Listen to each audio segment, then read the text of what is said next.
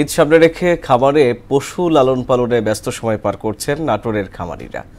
প্রাকৃতিক উপায়ে ও দেশি পদ্ধতিতে পশু মোটাতাজা করছে তারা। তবে গোখাদ্য সহ বিভিন্ন উপকরণের দাম বৃদ্ধি সহ ভারতীয় পশু আমদানি হলে লোকসানের আশঙ্কা খামারিদের।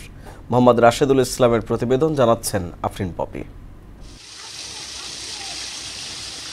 কোরবানির ঈদ সামনে রেখে ব্যস্ত সময় পার করছে নাটোরের খামারিরা। জেলার ছোট বড় প্রায় ৮,০০০ খামারি ৫ লক্ষাধিক পশু কোরবানির জন্য প্রস্তুত করেছে।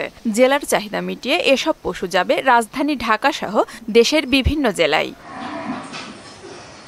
প্রাকৃতিক উপায়ে ও দেশীয় পদ্ধতিতে পশু মোটাতাজা করেছে খামারিরা। তবে চলতি বছর গোখাদ্য সহ বিভিন্ন উপকরণের দাম বৃদ্ধির অভিযোগ তাদের। তাই বাড়তি দামে পশু বিক্রি করতে না পারলে লোকসানের শঙ্কায় খামারিরা।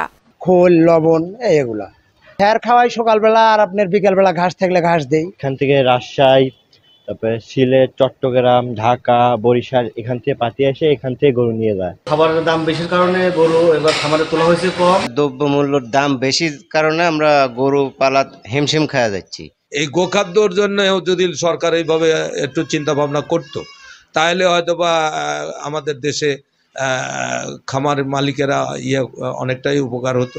বাহির থেকে গরু না আসে তাহলে আমরা লাভবান হব, আর যদি বাহির থেকে গরু তাহলে আমরা লসে পড়ে যাব। গত বছরের তুলনায় এবছর জেলায় কোরবানির পশু বেশি আছে জানিয়ে খামারিদের প্রয়োজনীয় সহায়তার কথা জানালেন প্রাণী সম্পদ কর্মকর্তা। এবার পবিত্র ঈদুল আজহা উপলক্ষে নাটোর জেলায় ৫ লক্ষাধিক গরু, ছাগল বা গবাদি পশু প্রস্তুত রয়েছে, যা গতবারের তুলনায় প্রায় ২৫ থেকে ২৬,০০০ বেশি।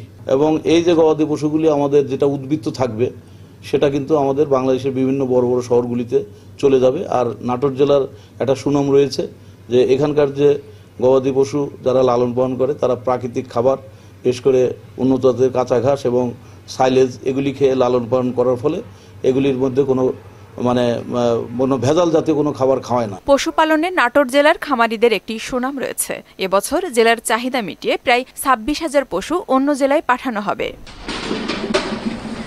আফরিন পপি, মোহনা সংবাদ।